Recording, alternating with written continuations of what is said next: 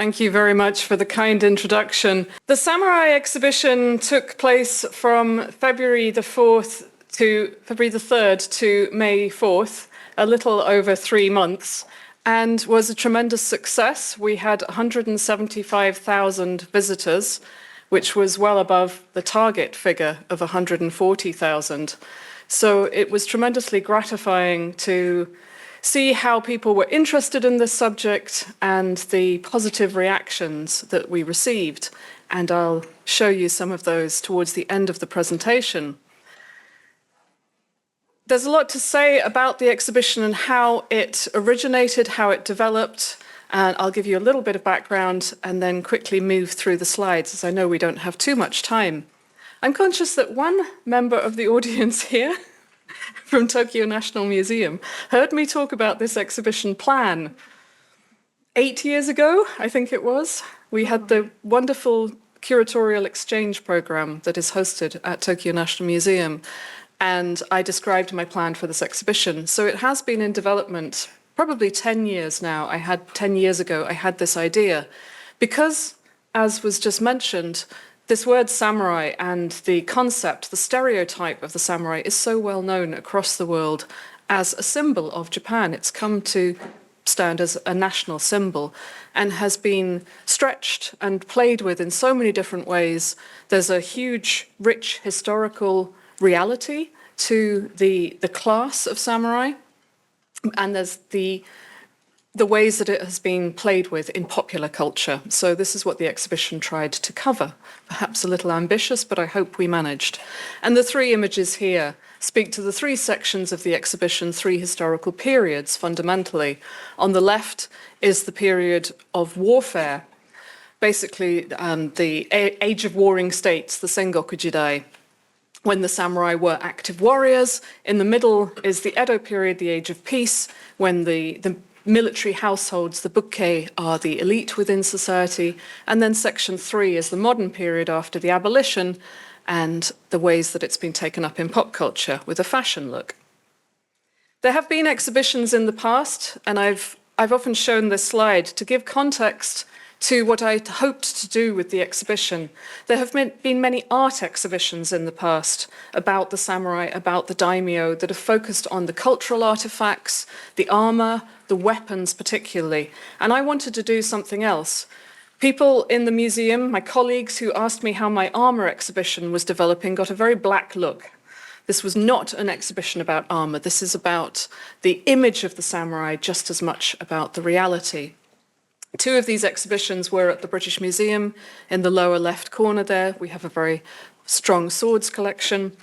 And then the exhibition at the Asian Art Museum in San Francisco from the Hosokawa family had some wonderful works in it, beautiful pieces, but it attracted attention and criticism from the Asian American community, and there were criticisms that it had elided, it had failed to address some of the more difficult, more controversial topics. Here you can see myth, militarism, and man-boy love are 3 topics that were highlighted. So I wanted to make sure that those were included in the British Museum's exhibition. As I said, it's just as much about the image and how that's being played with. A little bit of context. At the museum, I've had this idea germinating in me for a long time, but it was in development since 2022. The British Museum has free entry, so special exhibitions must bring in the paying visitors. They have to appeal to a broad audience. We're not an art museum, so a specialist Japanese art exhibition, much as I might like to do Meiji painting, that's my area, it's very difficult to market. The primary audience for samurai, therefore, was decided to be 18 to 35-year-olds, which are the hardest to get into the museum. There were 280 objects, and 3/4 of those were from the British Museum collection, and then the rest were from various lenders, and I'll have a list in a moment. Not an armor exhibition, as I said, so the aim was to examine the history of the representation and the actual history, and then the myth as much as the objects. We hope to broaden people's understanding beyond the narrow view of the samurai as warrior, and this proved to be very much the case. Many people were surprised. That's all they know about the samurai, is a man in armor with a sword, but there's so much more to the history of the class of people that we call samurai, that we in the English-speaking world called samurai. So hoping to surprise people. And this was also informed by a 2-year international research project, which I'll speak very briefly about at the end. So the key messages, we had 7 key messages. I'll run through quickly so that we can get to some images. That our modern idea, our contemporary idea of the samurai has its origins in reality. A distinct warrior class gained political dominance during the 1180s with the Kamakura shogunate. The development of the samurais is a critical point, and their image emerged from the interaction between Japan and the world. There's still this perception that Japan was closed, and I think that fundamentally needs to be challenged, needs to be nuanced. There was so much international contact, even if it was controlled borders. Throughout history, samurai engaged extensively in cultural activities, and I kept emphasizing this on tours of the exhibition. There's the twin paths of the military and the literary, the military and the cultural, the bunbu ryodo. So I kept emphasizing there has to be equal attention to culture as to military prowess.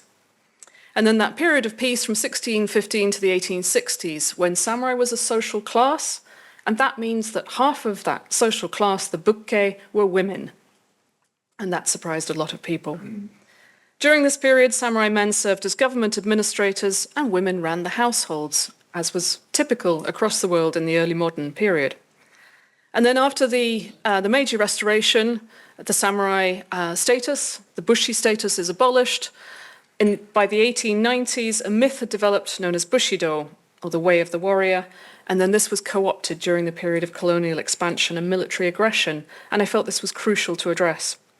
And then since the Second World War, the ideal of the samurai has been repurposed to promote new values and has been popularized across the world as an image. So you'll see that this word samurai is very malleable, very elastic. It's not a word that was used historically in Japan to represent a large group of people. It had the meaning of subordinate, a low status bushi. But in the modern contemporary world, it has tremendous recognizability, and so we use that for the theme, even if it's complex. These were the lenders to the exhibition beyond that 75% from the British Museum, and we were very grateful to all of these lenders. Here in Japan, we had tremendous cooperation from the National Museum of Japanese History and works from Edo Tokyo Museum, and then from the 2 fashion companies, but other institutional and private lenders very generously provided works. This is what the exhibition looked like, the 3 sections. As I said, 18 to 35-year-olds were the primary audience. The design was a key part, as it always is. We go through 6 weeks of concept design at the very beginning of the project. That was just over a year ahead of the exhibition. It was supposed to be theatrical, dynamic, to feel exciting. It's not just an educational experience, it has to be a sensory experience as well. On the left of the, let me see if I can, on the left of the section 1 image there, that purple wall with a silhouetted horse is an animation that was created specially for the exhibition to stimulate an immersive experience.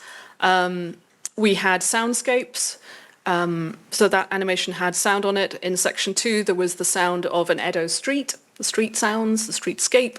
And then in section 3, there was a montage of music from movies, video games, TV programs. And as you can see, dramatic lighting. And then at the end, this kaleidoscope, again, a montage of clips. Section 1, as I said, is the period from the creation, a little bit before the creation of the Kamakura shogunate. We started, you can see in the foreground here, is Gosannen Gunki, the tales of the 3-year war from the 1080s, Minamoto no Yoshiie and his exploits.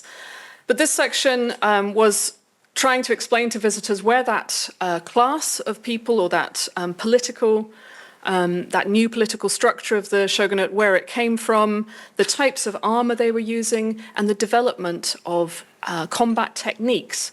So we had a section here on the kit, the military equipment. We focused on mounted archery particularly, to emphasize that this was the primary technique of combat rather than sword fighting. It was mounted archery. We had an Oyoroi suit provided by the National Museum of Liverpool. It's very rare to find historical Oyoroi outside Japan. And we had the archery equipment. We had the extract here from Gosan Nengunki of archery in practice. And you can see the themes that were covered in this section at top right there. The evolution through to the haramaki armor. This is an example on the left of haramaki with beautiful gold decoration, beautiful blue and white lacing that came from a private collection, showing the ostentation of armor as well, and then an example of domaru armor to explain that shift to larger use of infantry in battles. So to emphasize or to explain to people that it's not a static situation. Combat changes, the equipment changes. But also the representation here was key, that from early periods, the samurai are having artists depict them in combat. They are already creating their image. We had a section here on the Korean invasion as well. This is a difficult topic. There was a very brutal campaign of attacks, invasion in the 1590s by Toyotomi Hideyoshi that lingered in Korean memory for a long time. So we had objects and representations of that. As I said, that cultural side or the image is absolutely key in telling this story. We explained in the top left corner there two representations, two portraits of high-ranking samurai. The one at top left has been understood to be Minamoto no Yoritomo. That's under debate, but certainly the cartouche tells us it's him. And then Ashikaga Yoshiteru from 1577. This was an important cultural property, Juyo Bunkazai, that was lent by National Museum of Japanese History. Those are as courtiers, so explaining that the samurai wished to be recognized by the imperial court. That was the source of legitimacy. And then more surprising representations, the portraits of Hasekawa Tsunenaga and Ito Mancho, both of whom led missions to Europe, in Ito Mancho in the 1580s and then Hasekura in the 1610s. So that global connection that I was talking about earlier. I think Ito Mancho, with his beautiful ruff by Domenico Tintoretto, was my favorite object in the exhibition, and such a surprise for people. I would have had this as the poster to say, this too is a samurai, a young samurai nobleman. And then those cultural elements that I mentioned, no theatre, faith being very important within samurai culture, tea preparation, and the left of the beautiful monkey scroll, there's one of the earliest representations of formal tea preparation, and objects imported from the continent, the karamono, ryukyu lacquer here. So you can see those themes at top right. Section 2, this is a notional evocation of a streetscape, the design here as it developed. And we had various themes here, which I'll go through quickly. That, again, surprising reality that the samurai men were running the government. They were the bureaucrats, the government functionaries, ranging from Chancellor of the Exchequer equivalent, ministers of the realm, the ministers of the domains, the karo, all the way down to the firefighters, the tax collectors, the land surveyors, all sorts of bureaucratic roles. And so people were surprised to hear this. And we showed the representations. Here, of course, we have Tokugawa Ieyasu. We talked about how the Tokugawa shogunate founded a new regime, brought stability to the realm. We had the equipment of the physical objects, the kamishimo, as equivalent to the business suit. This figure, this mannequin was in the gallery. The equipment such as the archery set to explain that the men of the samurai class continued their military training. This was a very important part of their identity, even though it was a period of peace. Falconry as another military pursuit. And then the print at right is by Hokusai, his last known single sheet print of land surveyors using theodolites. So Western technology coming in and being used to try to map the land and increase production. The fact that half of the samurai class were women, we explained through the The palanquin from the Victoria and Albert Museum at the centre of the gallery. This is a marriage palanquin. You can see the two crests on the side in gold lacquer. So this is how a samurai woman of high status would have moved around the city. We had a furisode again from the Victoria and Albert Museum. A fantastic firefighter's jacket for a woman in the women's quarters of Edo Castle, with beautiful embroidery that came from private collection. Very surprising, very striking work for people. And then other accoutrements that women would have used, as well as objects associated with children, the kamishimo for a child, and then the quiver with the carp leaping up a waterfall. And a book by Hokusai's daughter Oe about etiquette, an instruction manual for women.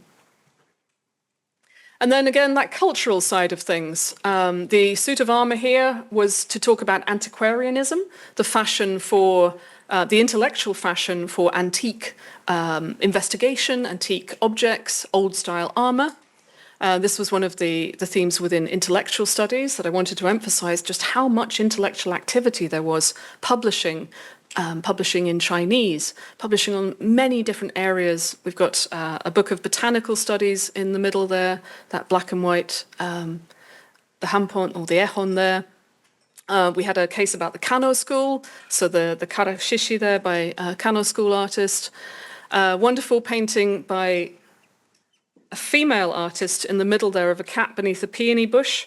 We knew that this was by the wife of the daimyo of Fukui domain, and a little bit of investigation revealed that she was Sadahime, the younger sister of Matsudaira Sadanobu. So there was a nice connection to very high status, powerful samurai men. Various other intellectual, cultural pursuits, the incense game, which was very enthusiastically practiced by Tokugawa Ieyasu. People were very surprised that samurai men and women had this incense connoisseurship. So lots of beautiful objects, most of them from the collection. And then we return to that idea of representation, that more from the commoners, from the ordinary people, you get this consumption of the samurai image, that these are the superheroes of their day, endless representations in print, in books and in sheet prints, but also high status, elite objects, paintings. The Shuten Doji hand scroll there was a very common work to be given in dowries for samurai women when they married. The painting by Hokusai was a particular commission by the publisher when the serialized novel was completed about Minamoto no Tametomo. So just the huge popularity across print culture and in kabuki as well. So we had a selection of kabuki prints and how this could be played with. And it's really the beginning of the samurai image in pop culture is at this point in 18th, 19th centuries. This was called the bridge. It moved from section 2 into section 3, where you have this turbulence, the disruptions of the Bakumatsu period, where Bakufu rule is being challenged. The foreign nations are pressing on Japan's shores. The shogunate wobbles. And there are battles in Kyoto. That becomes the seat of, or the locus of political power, political negotiations. And then the shogun resigns in 1867. A new government is created the following year. We tried to explain that very briefly, and then also the Satsuma Rebellion of 1877. So the bottom left and bottom right prints there depict that last rebellion by the former samurai class. And then the way that foreigners came to play with the samurai image when foreigners came to trade and reside in Japan or visit Japan. And this very fine gentleman here is Prince Henry of Bourbon, who visited Japan in 1887 and is doing a little bit of cosplay as a samurai. So being taken in all sorts of ways. And also the image of Minamoto no Tametomo here in the middle, second from the right, is to speak about the way that this samurai image was rehabilitated in the 1890s. So after the abolition of the samurai, they were discredited. They were seen as a feudal relic for 20 or 30 years, but by the 1890s, they're being rehabilitated, revisited, and used as national symbols. So section 3, that dynamic, moving montage. And we we knew that we had to go through this period of war, international wars that Japan was involved in, international conflicts, through to the Second World War. So we touched on the Sino-Japanese War, the Russo-Japanese War, during which the samurai image was basically rejected. It's very much adherence to Western models of the soldier. But then in the early 20th century, you get this reintroduction of the samurai warrior as a national hero, particularly Kusunoki Masashige. And we had various representations of him as the plate at bottom left, which is an Imperial Naval Award plate, commemorative plate. Discussing Bushido by Nitobe Inazo and how this was then adopted as an ethos for the military, how Japan's allies and enemies were using the samurai image as a symbol of Japan. So the Germans, the Italians, but also American propaganda film. And then the two images in the bottom right are about post-war reflections on the war by three Japanese artists. Yoshida Hiroshi, who was a Tokotai pilot and then moved to Paris. And we also had Hayashi Yasuo, the ceramic artist, on the Japanese side. And then on the US side, the artist Tajiri Shinkichi had served with the US forces but suffered racism when he returned to America and moved to Europe, but created these sculptures called Ronin, or Sentinel. And then post-war, samurai is an international icon, the way it's been taken in so many different directions. There was a ban on samurai imagery during the US occupation until 1952, and thereafter, directors like Kurosawa Akira are doing a much more nuanced, considered presentation of psychologically conflicted, complex samurai, such as Seven Samurai. And we had a few clips from movies. There have been video games. We had Nobunaga's Ambition and many others, one of which had only just been released, Neo 3, as the exhibition opened. So many ways that samurai create these entertaining roles for video game players. We had TV programs like Abarenbo Shogun. We had Segodon from a tiger drama. Contemporary artists such as Tenmyoya Hisashi, this is very apt now with the World Cup. Noguchi Tetsuya does these wonderful miniaturized versions of samurai armor. Fashion, this was a special commission made for us by Lanvin that riffs on the Kamishimo structure.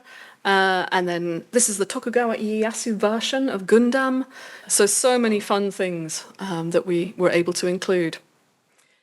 I alluded, we've had a very positive reaction. It got 5 stars from The Guardian and The Times. You can see some quotes there. That says magnificent. Sorry, it's got underneath. This was just to show you how crowded the exhibition was. You had to get in pretty early in the day to get any... It wasn't too... Space wasn't a problem, but you had to get in early before it got quite busy. But because we had things against both walls, we were able to distribute people quite effectively. It was just overwhelmingly positive reactions from the visitors. A few, absolute handful, questioned how much we'd put into the exhibition. So the only complaints we had really was, you didn't do enough of this, that, or the other. And most of them I agreed with, but there's only a certain amount of objects you can put in because there's a fixed dwell time that visitors are supposed to spend in the exhibition. It's only an hour, so you can't overcrowd the thing. I wanted to mention the International Research Project and give full credit to my research partner, Professor Oleg Benesh, who is co-author of the book. He's head of the Department of History at York University. We had these columns in the book reflecting the international scope of the subjects in the research project, from the Soviet Union to Mexico to China to Italy, through history right up to the modern day, various topics. And thanks to Nichi Bunken, we have 2 special issues of the peer-reviewed journal Japan Review will be coming out with results of that research. And the first one has already come out, and those are the themes. So that's a very brief overview of the exhibition, but I would be delighted to answer questions so I can tell you more about it. Thank you. Very inspiring. Thank you very much. And there's a book. Yeah. So, well, beyond her stories, a lot of hidden stories on that in book. So, before going back home or office, please pick up the one of the copies. Yeah, it's not free. But anyway, well, as a moderator, I have a privilege to make the few questions to you before opening the floor for the questions. One question is that in a very, very basic question, well, kind of the personal question, but what first inspired you to specialize in Japanese art and culture? And what has kept your fascination alive for years? Thank you. Yeah. The first part is easy, the second part is harder. I grew up with Japanese objects. The house was filled with Japanese objects because my parents had lived here before I was born.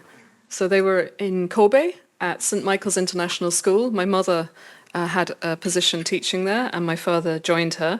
And so from 1965 to 1969.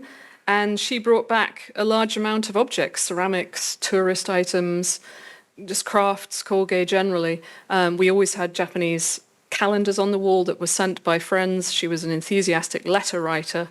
And I was very interested in languages at school.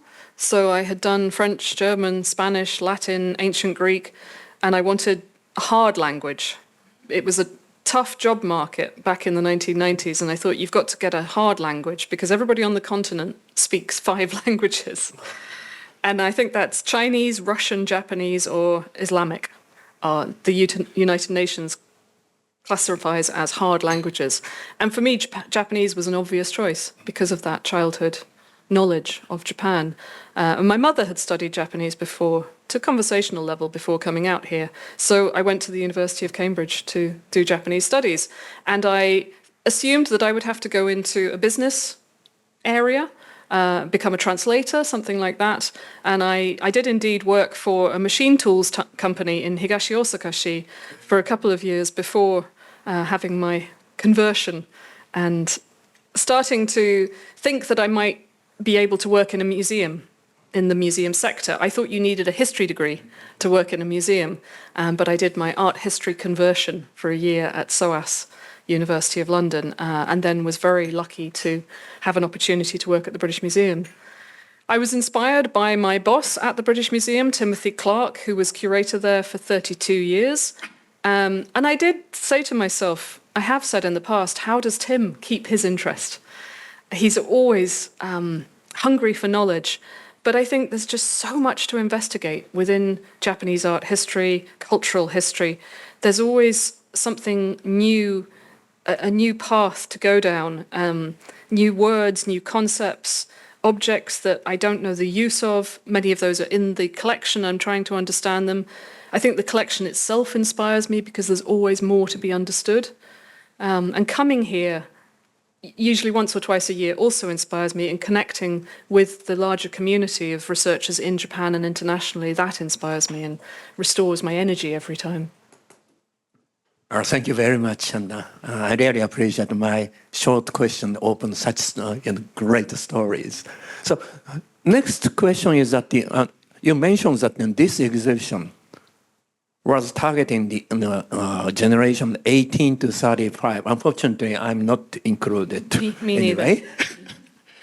Well, so please tell us that what was your challenges to make the, I don't say balance, but the traditional or academic studies of those subjects and the culture. I mean, popular culture or recent the manga or those things may appeal to the young generation. What was your challenge to balance both things?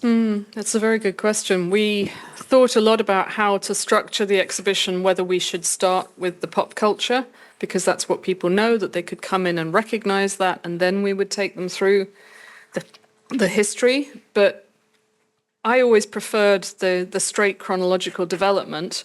It's just easier to understand. But I had faith that people would find the older material appealing.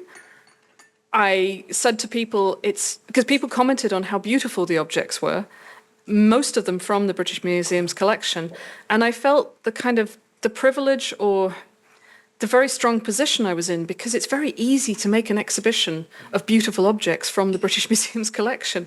Every object we chose, there were another 10 behind it that we could also have used. And the hardest thing was cutting objects. We had to cut so many because there wasn't space in the exhibition. And people would say to me, you have enough to fill the exhibition space. And I would say, I'm not allowed to fill it. There's a limit of 300 objects.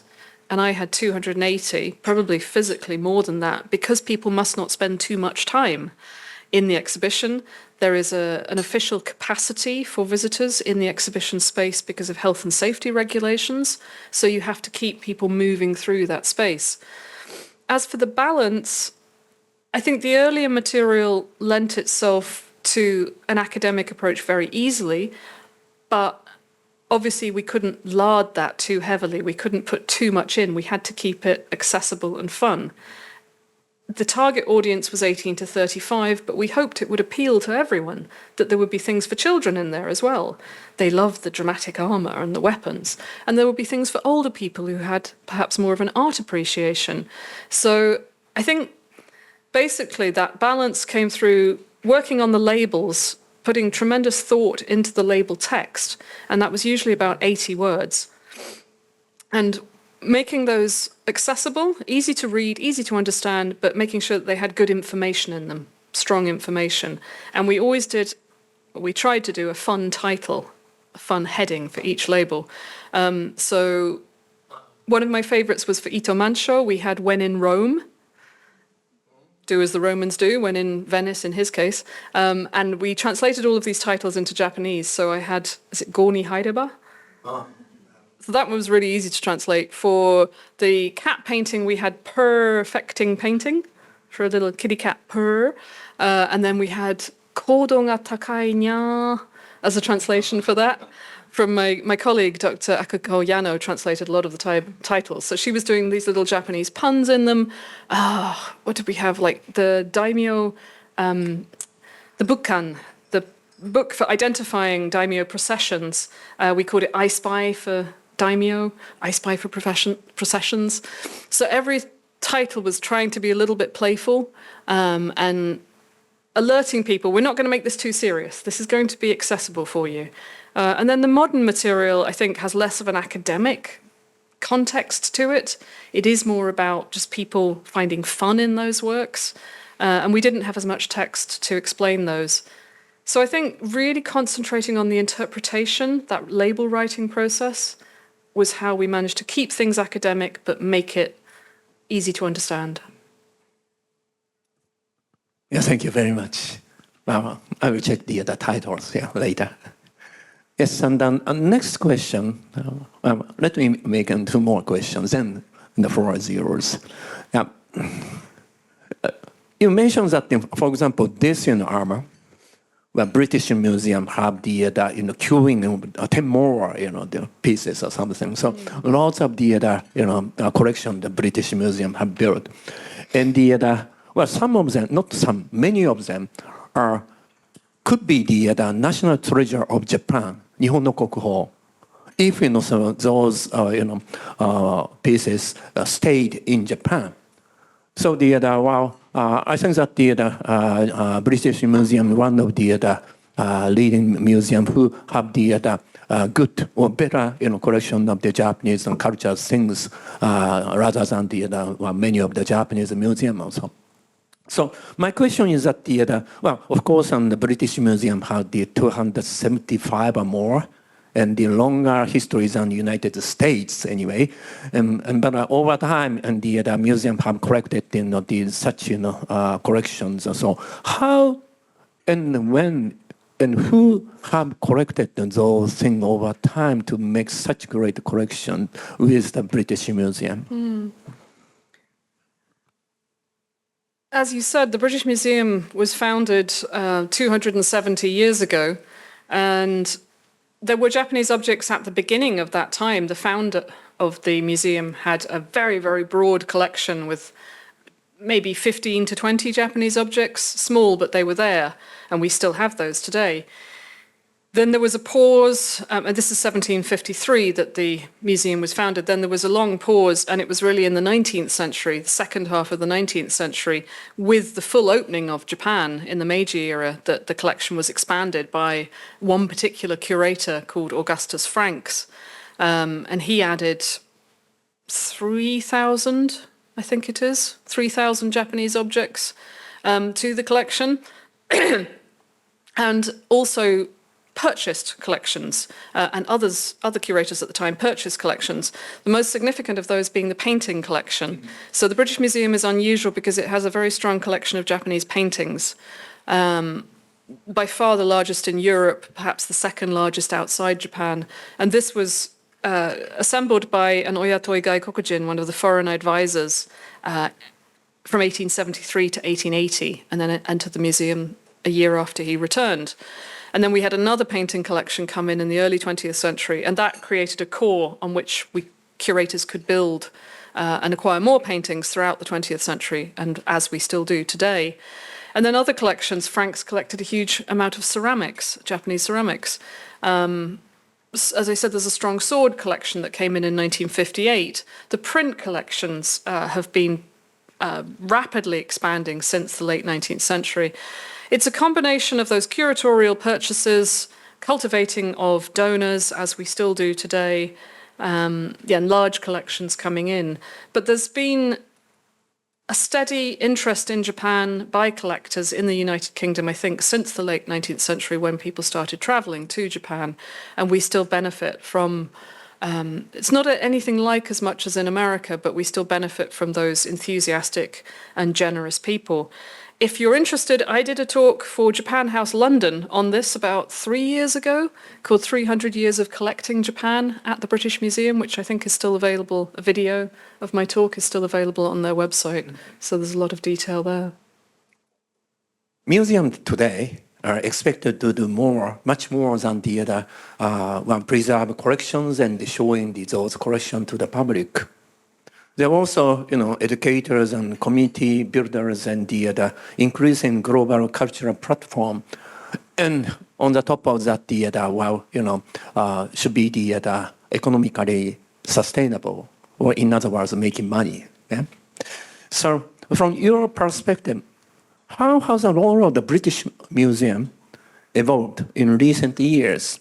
And what do you see the biggest opportunities and the challenges for the museum over the next 10 years? I think since 15 years ago, maybe more, just like museums in Japan, the British Museum has had to raise revenue. The funding used to be 100% from the government, what's called the grant in aid, and that's now down to about 35% that we receive. So the remaining 65% has to be generated by the museum itself. That comes through special exhibitions, and the Samurai exhibition raised £600,000, which is unusual, or not always guaranteed, certainly. It takes a lot of tickets to break even for an exhibition, and then to raise money beyond that was a wonderful accomplishment, or a very gratifying accomplishment.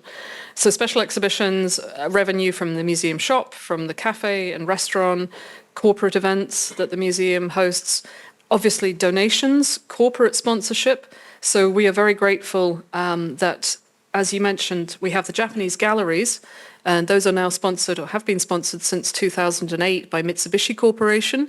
So we have the Mitsubishi Shoji, Mitsubishi Corporation Japan galleries, and we were doing a samurai-themed rotation in the galleries at the same time, because this is in the big exhibition space. And I am sponsored by Asahi Shimbun. We have a lot of support from Sumitomo Zaidan for our conservation of the collection.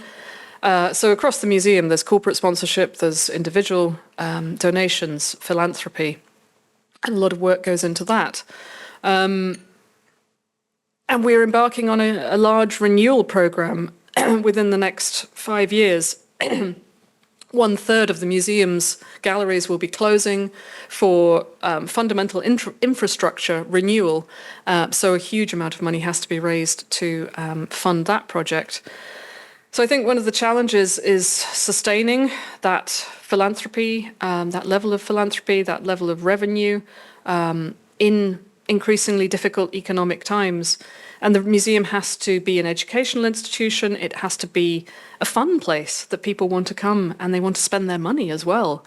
So I think we've been coping with this challenge for a long time already, and it's just finding new ways to continue those activities that we've been doing. Thank you very much for the talk. I'm Rina Kiyohara from Tokyo National Museum. I have two questions regarding the exhibition. So I think on one of the last slides, you have like a list of the reviews from different media, but have there been any criticism regarding the exhibition like covered by the media or like the academics? And my second question is, I could see how the exhibition was planned with the multifaceted storytelling in mind, and you have included the Korean invasion and Japanese imperialism in 1900s. And also, I think there is an element of feminism as well.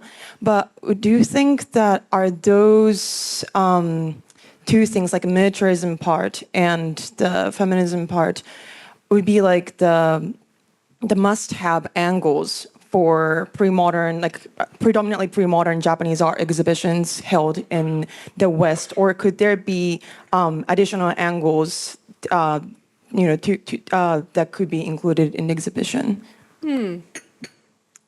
Thank you for the question. They're certainly not must-have, and I think to take the second one first, I wouldn't say that this had a feminist slant to it. I was merely trying to explain the social history, that if you take this as a class to try to break apart that stereotype, that fixed idea of the samurai looking like this, and to acknowledge that for much of history, the meaningful way to understand them is as a social class. And that just means that half of them are women. That's a fact. Half of society is women. So maybe you can call that feminism, just to say that's the basic reality, that women are there and we need to examine their history as well. I said that there were a handful of criticisms.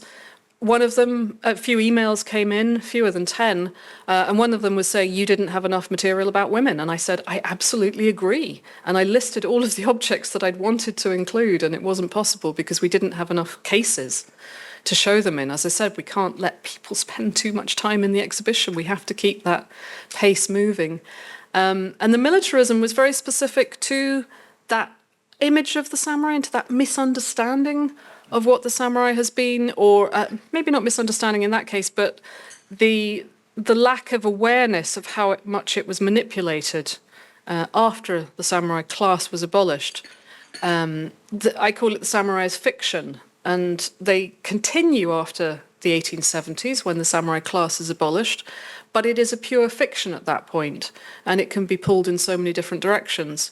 And in the early 20th century, that was a period of increasing militarism, and so this very powerful image was used for that purpose, as I said, by both sides, by the Japanese and their allies, and then by the US, British, and other allies, that alliance.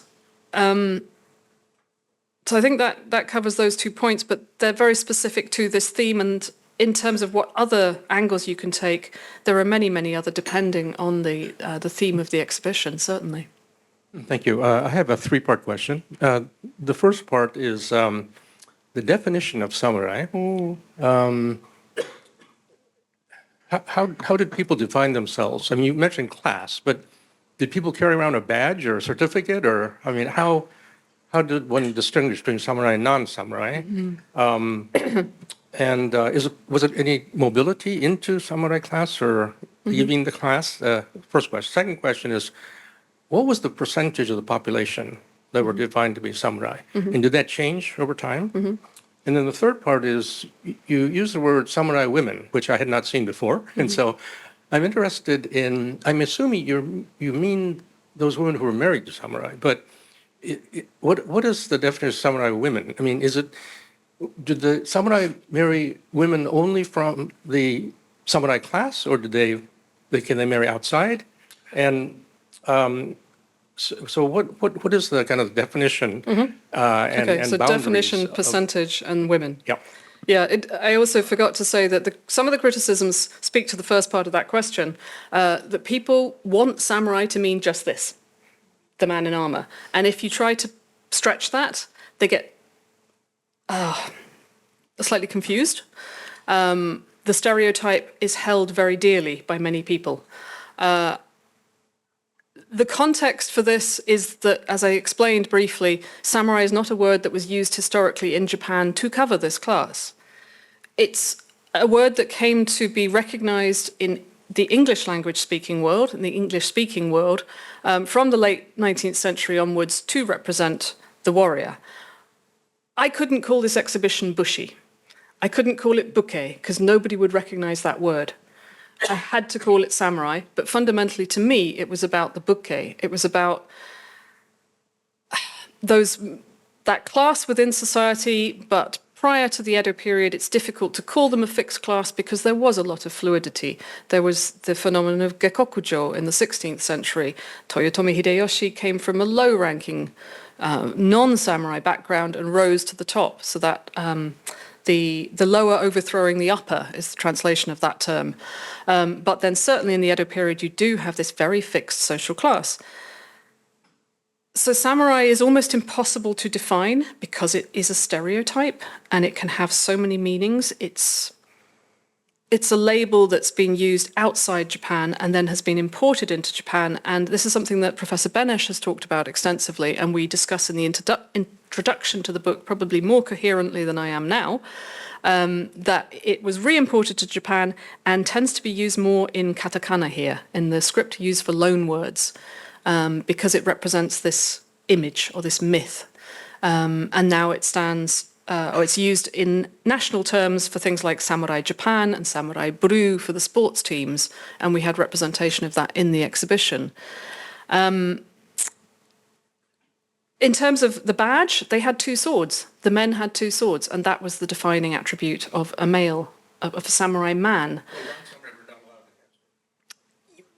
Sometimes there was dispensation to wear a single sword, but the two swords, the Nihon Sashi, is the mark of the samurai man. And I was quite careful to say samurai man or samurai woman, because this means samurai class man or samurai class woman. The percentage varied according to domain, so that's difficult to state exactly. It's about 10%. Across the country, an average of 10%. So yeah, the samurai class women, it simply means women of the buke, women of the military households. And yes, they would be wives, but they're also the daughters. If you're born into a samurai class household, a military household, you are of samurai class. And the women would be distinguished by the patterns on their robes, the quality of the fabric of their robes, the crests that are on them. But it's more about physical context, I think. It's where you're living is probably, it's different depending on what class you're in, what type of building you're living in, where you're spending your activities. They're not necessarily visible within society. But again, within the samurai class, there's a large variation of ranks. So you go from ministers of the realm down to foot soldiers. And you see that within some of the paintings we had in the exhibition, that the porters won't be wearing any clothing on their legs. They're lower class, but they're still samurai. They're lower ranking samurai. So it's quite a complex thing to explain. But that's what the exhibition was for, to say there's so much more than just the man in armor who's wielding a sword. Thank you very much. I'm Koji Muranaka from Japan Koge Association, and I really enjoyed your presentation. I hope that someday we will see the same exhibition in Tokyo with all the collections of the British Museum. And my question is, I believe that probably you had activities outside of the exhibition, like a symposium and so on. And would you please share what you did and what were the responses from the participants? We did indeed have a symposium for the research project. That was really undertaken separately from the official exhibition program. It's a somewhat strange division in the museum that the curators kind of get on with the research by themselves. That's not the exhibition department's remit. And then the activities directed towards the public are undertaken by the Learning and Programs Department. So again, they're not doing research. So Oleg and I organised a symposium called Global Samurai, presenting the results of that research project that I talked about here. But the Learning and Programs Department organised a programme of events. There were school groups that were taken in, given tours. I didn't have to give all the tours, fortunately. I was able to give tours to the visitor services people. They could cascade that information to to groups. We had lates. I think those were the most significant events. There were 2 lates because the museum stays open until 8 o'clock on Friday evenings. And we had all sorts of activities of those really to do with Section 3, with the pop culture material, because as I said, we were aiming at this younger audience. So there were video game consoles, where you could actually play the games, which we weren't able to have in the exhibition because it just, it gets congested if people linger to play games. There were presentations by the video game companies at that point as well. One of them was being launched, so we were popularizing that or advertising the fact that it was a new game, the Neo 3 game. I can't remember what else. There were 2 lates that we had with support from those video game companies. I think our learning and programs, or our public program, is perhaps reduced from what it was before. There are always budgetary challenges. I thought your question was going to be what was the biggest challenge in the exhibition, and I have a very easy answer for that, which is money. There wasn't enough money to do what I wanted with the exhibition necessarily. I was greedy for loans. There are so many wonderful objects. Even focusing just on European collections, there were so many wonderful objects that I wanted. And then we had to find substitutes within the collection. And I was told I was being too ambitious. And we were very, very grateful that we got sponsorship, substantial sponsorship for the exhibition from the Huo Family Foundation. So money and everything costs 3 times as much as it did before the pandemic. That's what I was told. Shipping, glass, wood, MDF, everything costs more. So we have to cut our cloth accordingly. And there was a wonderful phrase that I heard during the pandemic called cooking from the fridge.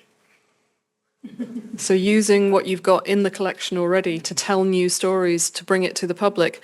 And one of the things I emphasized in the exhibition is that because Japanese objects, a large part of Japanese cultural material is light sensitive, we can't display it long term. We have rotations in the Mitsubishi Corporation Japanese galleries every 6 months, but this was a wonderful opportunity for people to see more of the Japanese collection. I'm a painting specialist, so I tried to put as much painting as possible into this exhibition. I joked that it was a painting exhibition with a little bit of armor. So those things you can't normally see, or they come out only every few years. So that was certainly one of the challenges. My name is Yoichiro Kurada, comment Dominique. Today, it was a very inspiring speech, but we are very worried about the samurai itself is now history. It's not actually in the ways where's the samurai in Japan now. Huh? And then today we just invited 2 gentlemen with members or executives of Japanese Sword Cultural Association. So they're actually promoting new Japanese, or the new Japanese sword. And still that we have a very limited number of the Japanese swordsmiths. So but we're very worried about it. They are actually fading away because of probably the money matters, or maybe it's not enough people just to just pass it on. So what do you think about the current sort of technique, or maybe technology we just made traditionally, particularly the Japanese sword? And then what do you think about the future about the Japanese sword? I think it's a challenging world now for all traditional crafts, that society has changed so much obviously, since these crafts were first developed to the tremendously high level that they've attained. And it's more challenging to find ways to fit them into modern life, or that people don't feel they have the financial wherewithal, the space to collect traditional material. And there's been concern about that. I remember art dealers years ago saying to me that folding screens are very cheap these days because people don't have space for them in their homes. And so as a museum curator, that presents an opportunity, although we don't have much space either. So I think the swordsmiths are in a similar position to many other traditional artisans, and there are organizations like Nihon Kogeikai and the Japanese government recognizing their skill and their attainments through the important cultural property, the national treasure system. I'm not a sword specialist, and I never claimed to be a sword specialist. There was a small number of swords in this exhibition. I would have liked to have included more, but again, we didn't have space for them. So I can't really speak to any specific aspects of swordsmithing or how that could change in the future. One thing I would like to do is have more modern swords in our collection. As I said, we had a large collection come in of about 250 swords in 1958. There was a very unusual gentleman called Robert Wiley Lloyd, who donated or bequeathed his collection in 1958, and so that's the reason we have such a strong collection. But we have very few swords from after 1868. One was in the exhibition that was created in 1913, and we have one from the 1960s by Miyaeri Shohei on loan to the museum, but nothing else. So that's one thing I would like to expand within the museum. But it's just a very challenging area generally. Thank you very much for your wonderful speech. You mentioned that your target for the exhibition was from 18 to 35 years old. Were there any particular marketing activities or other activities you did to bring those young, especially in the younger ages? Well, I think the late events that I mentioned, focusing on video games, films, was one of those ways to pull the audience, the younger audience in. I think there were discounted tickets for the exhibition on that evening, on those evenings. The marketing campaign, again, the biggest challenge is money. So we brought 2 journalists to Japan last year. We had generous sponsorship from Japan National Tourist Organization to bring journalists from the Times and the Telegraph to Japan, hoping that they would promote the exhibition through articles in the paper, which they did, draw attention to it, I should say. And there was a poster campaign around London on bus stops, buses, tube stations, the underground stations. I'm not aware of any specific marketing activities to the younger audience. Instagram is probably the most obvious one. Yeah, that's probably, yeah. I wasn't thinking of it as marketing because that's free. It's not something you have to pay for. But we have a very active social media team, and they were putting a lot of energy into creating video shorts. So they had me, they had my project curator, the assistant curator doing pieces to camera to promote the exhibition on Instagram. We had a little piece for National Rubber Duck Day. I didn't know this was a thing until National Rubber Duck Day came around just around the time of the opening of the exhibition. And obviously the Noguchi Tetsuya armored figure on a duck was perfect for that. So we did a little short when that arrived and we were unboxing the duck. So yeah, probably Instagram was the main channel that we used for that. So our first question is from Mr. Robert Yellen, and it asks, what is the role of Asian and Japanese art in the British Museum? And specifically, are there any future Japanese art themed exhibitions that are planned? The British Museum is a museum of civilizations, of world cultures. And so Asia having, I don't know how many billion people it is, but it's a significant proportion of the world's population. This is obviously hugely important to represent that within the museum. And as I said, it's been there. Japanese, Chinese, and other Asian collections have been there from the very beginning and hugely expanded in the 19th century, have for more than 100 years now had dedicated galleries within the museum. And those were opened after the First World War. In the north building of the museum is primarily Asian galleries. So they've always had a key role within the museum structurally. And the Asia department has been providing a lot of the special exhibitions in the last 10 years. We're sometimes wondering why they keep turning to us. Every single curator in my department has now delivered a special exhibition, whereas in theory it would be distributed across the 7 curatorial departments. So there's certainly an appetite for Asian culture. I wouldn't narrow it down to art, but for Asian exhibitions of Asian culture. I think Japan has done quite a lot of exhibitions in the recent past. We had the Hiroshige exhibition last year, and then this, which has been in the works for several years. I don't expect there to be another special exhibition of Japanese material for some time now, because all of the museum, all of the curators across those 7 departments would be thinking about doing an exhibition, or people would be looking to them to stage an exhibition. So we'll take a few years to consider the next one. But as I said, there's the Mitsubishi Corporation Japanese Galleries, so we're always working on that. It's a continual process that when we've delivered one rotation, we start thinking about the object selection, the conservation of the works, creating the labels for the next one. So there's always a changing display every 6 months of the Japanese material. Thank you. And then our second question is, if you could do a successor exhibition on the samurai or something else, what theme would you possibly want to explore?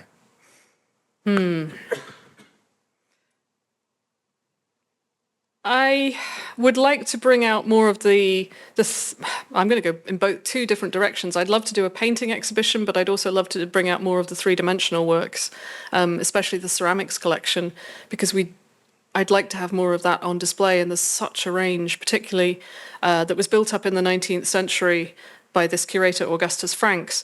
And it's worth mentioning, lots of things coming into my head here, but it's worth mentioning that Princess Akiko of Mikasa did her PhD dissertation when she was at the University of Oxford, and has really deepened our understanding of how those collections came together, both the paintings and the ceramics. There's an exhibition at the end of this month, starting at the end of this month at Tokyo Metropolitan Museum, with highlights, masterpieces from the British Museum's Japanese collection. And I'll be talking a little bit more when I deliver a lecture there about how Princess Akiko's work helped us understand that. So it really opened up my eyes to the Franks collection of ceramics. But my main love is Meiji art, and I've always been interested in the literati culture that very much drew on Chinese culture, Chinese inspiration, and had an integration of sensory elements. So I would love to bring in paintings, calligraphy, flowers, incense, music, something that brought all of those together. But as I said at the beginning, it has to have popular appeal. If we're going to get 175,000 people, it has to be typically a one-word concept that people immediately recognize. So the recondite interests of the curator they don't necessarily match with public demand.